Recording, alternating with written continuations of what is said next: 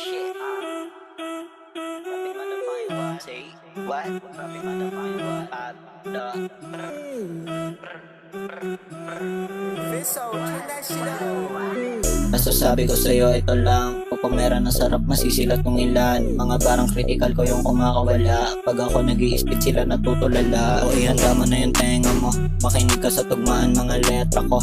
Pagdating ng panahon yung mga pera ko, ratatat na ko sarap iba yung tema ko. Balang araw nakalap sa mga tenga nyo, halatang hindi mo kaya kasi meta to. Ito yung metaphor, ako nag-elevate, sobrang usok kakasunog o di suffocate. Let me see that shit. Tiyagad na ni Blood Gang, o gusto sumama sa amin ng babae, goddamn. Ang tinira tumitira, aba sasagad siya. Nasa kama ko hubad abang sinasakal siya. Pagsagad ko ng dragon, wala ka ng palagpa. Oo, ganto sa lamesa ko, kalat-kalat na. Oo, ganto talaga ay kasi masarap nga. Oo, merong nakalatag na sa mesa ko.